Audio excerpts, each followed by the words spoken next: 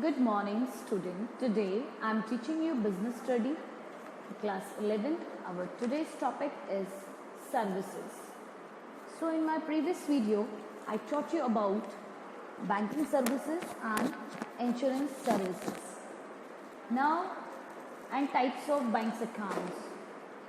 Now today, in this video, I'll explain you detail about the functions of the types of banks and the functions of commercial banks.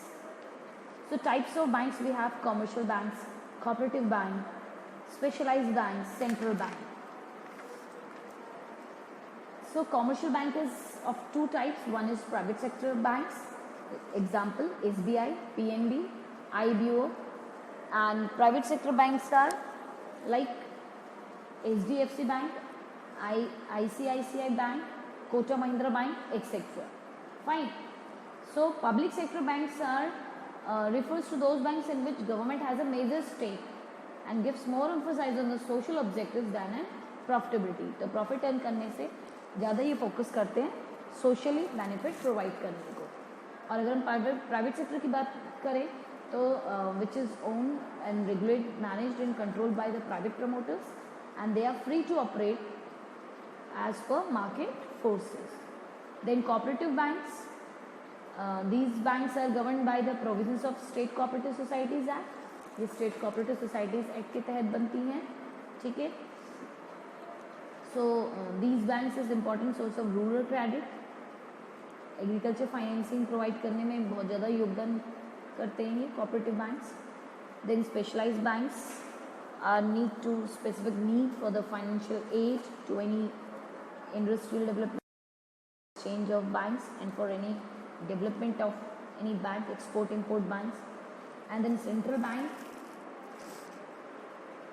it is one of the institution of control and regulate the rest of the bank bodies of our country like RBI, okay, called the central bank. Now functions of commercial banks. So commercial bank के क्या क्या function है, इसका सबसे पहला है कि acceptance of deposits. So the acceptance of deposits means the main function of the bank, it mobilizes surplus from fund from the public. ये public को fund provide करता है at the time of need. And the three main types deposits. First is your current account deposit, saving deposit account, and fixed account deposit. So current, as you know, that in which there is n numerous of withdrawals and payments भी done by the account holders, ठीक है. और जो भी charge होता है वो bank will charge for running these accounts. Then another one is saving account deposit account. So these are be withdrawal and pay the amount any of the time. Then fix deposit account जो कि लंबे समय तक आप अपने amount को fix रखते हैं.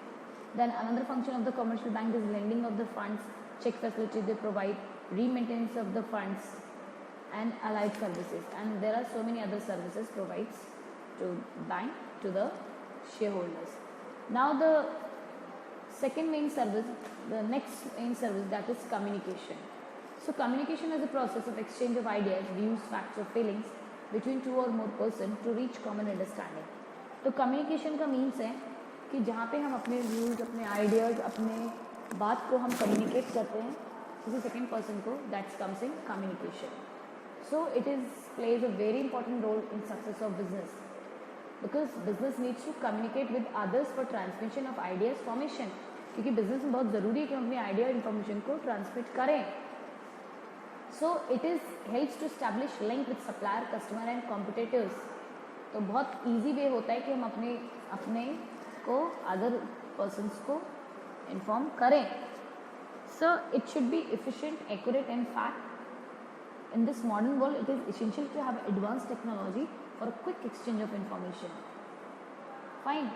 The communication services can be broadly classified into two main parts. One is your postal service and another one is your telecom service, which I already explained you in my previous video. Now next is transportation. So exchange of goods and services in general depend on the physical distribution. It is achieved through the performance of the functions of transportation. तो transportation है कि जब हम अपने goods को एक जगह से, not only goods along with the services also, we depend upon the physical distribution. When we exchange it from one place to another, that is called transportation. The main function of transportation is to move goods from one place where the economic value is relatively low and the place value where is high. तो जहाँ पे उसका place value कम है वहाँ से उन particular area की ओर उसको ट्रांसफ़र किया जाता है, एक्सचेंज किया जाता है जहाँ पे उसकी वैल्यू ज़्यादा है. So transportation removes the hindrance of place. It makes good available to the consumer for the place of production.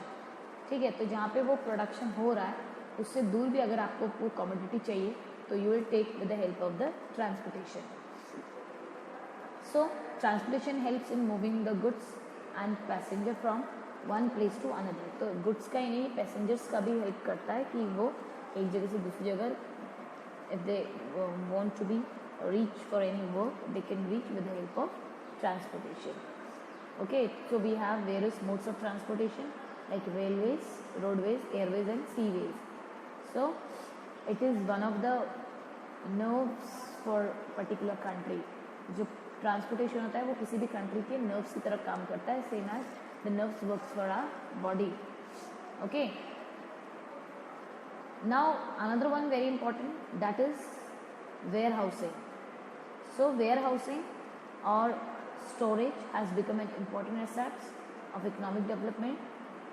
So warehousing implies the holding or keeping of goods from the time of their production or purchase until they sold or consumed. तो warehousing का मतलब भी यही है कि आप सामान को लंबे समय तक स्टोर करके रखते हैं और तब तक स्टोर करके रखते हैं जब तक उसकी डिमांड ना आ जाए या जब तक वो कंज्यूम ना हो पाए कंज्यूमर से. Okay, so we have types of warehouses: private warehouses, public warehouses and bounded warehouses, government warehouses and cooperative warehouses. So first of all, private warehouses, these are operate, owned and leased by the large business houses or where wholesalers for the storage of their own stock. They are generally located near material handling system. तो ये जो where houses होते हैं ये basically उन particular areas में होते हैं जहाँ पे easily hand through you get the raw material और goods. Okay, and private warehouses are beneficial as they provide full control, flexibility in better dealer relation. तो ये एक बहुत इजीली कंट्रोल कर पाते हैं, फ्लेक्सिबल होते हैं. ठीक है, however due to heavy cost of construction private warehouses are found in smaller number. तो बहुत ज़्यादा इसमें कंस्ट्रक्शन में अमाउंट लगता है, इनिशियल जो इसमें एक्सपेंडिचर है दैट इज़ वेरी हाई. तो that's why we found very small type of warehouses. Okay, then another one, public warehouses. These are regulated by the government control. Okay, issuing licence for them to private parties. जो कि privately अगर आप किसी कोई सामान को store कर रहे हैं तो आपके पास लाइसेंस होना ज़रूरी है. The owner of the warehouse stands as an agent of the owner of the goods as is expected to take participate care of the goods, appropriate care of the goods. तो जो भी इसमें public sector का होता है उसको किसी private वाले को टेंडर पास किया जाता है कुछ समय के लिए कि वो इसमें गुड्स को स्टोर करके रखेगा. ठीक है, they are constructed favourable point on railway route and main roads. ये बेसिकली उन रूट्स पर बनता है जहाँ पे रेलवेज और रोडवेज इजीली सामान को पहुँचा और ले सकते हैं. So thus they offer very good transport facility for the movements of goods both by rail as well as roads. Public warehouses are grand help to small manufacturer who can not afford to construct their own private warehouses. तो जो small warehouses होते हैं, small type of businessman होते हैं जो नहीं बना पाते उनके लिए ये हेल्प करते हैं. उस तरह बाउंडेड है जो दोनों ही तरह से काम करते हैं.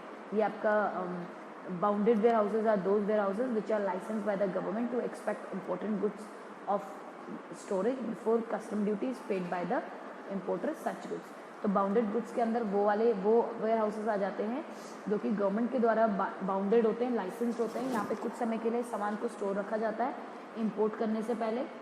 ठीक है, another one is government warehouses are owned and manage by control by the government, जो टोटली गवर्नमेंट का होता है, like warehouses of food corporation of India, state trading corporation and central housing corporation.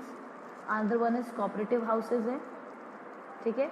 तो these are the warehouses own manage and control by the marketing cooperative societies और agriculture cooperative societies, for example national cooperative development corporations. So these set for the facilitate to their members, ठीक है, ताकि वो members जो है cooperative societies में उनको वो हेल्पफुल करे, ठीक है। Another one, functions of where हाउसिंग। So this is the last topic of this chapter, that is function of warehousing. So the main function is consolidation. Consolidation means as we know that the some goods are material or produced at a very small scale but are sold to a customer in bulk quantity, ठीक है। तो कुछ goods तो बहुत कम amount में उगता है, लेकिन कुछ अमाउंट बहुत ज़्यादा में उगाया जाता है और उगाना भी चाहिए because of the customers need. So such goods need consolidation. तो ऐसे गुड्स को ज़रूरी है कि हम कुछ समय के लिए स्टोर करके रखें। तो warehouses performs the function as a receive and consolidate goods और material from different production plants, dispatch them to a particular customer on a single transportation shipment. तो as per the need of the sale, जहाँ पे sale करना है, जहाँ पे consumer particular consumer का need है, तो उधर वो ट्रांसपोर्ट किया जाता है। Another function of where housing is break the bulk. So this function is just opposite to consolidation. ये इसका opposite है consolidation का. In this function, the warehouse receives the quantity in bulk from the production plants and divide it into smaller quantity. बहुत ज़्यादा amount में आता है, फिर उसको small quantity में divide कर दिया जाता है, and these smaller quantities are then transported according to the requirements of the customer to their place of the business. तो जहाँ जहाँ पे डिमांड आती है उसके अकॉर्डिंग वहाँ पे सप्लाई किया जाता है।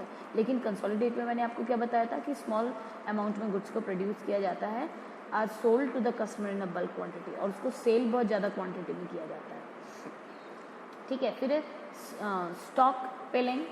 सो the most important function of where housing is to store the stock of surplus products so as to make them available whenever they are required. तो सरप्लस गुड्स को प्रोड्यूस कर store करके रखना ज़्यादा fruitful होता है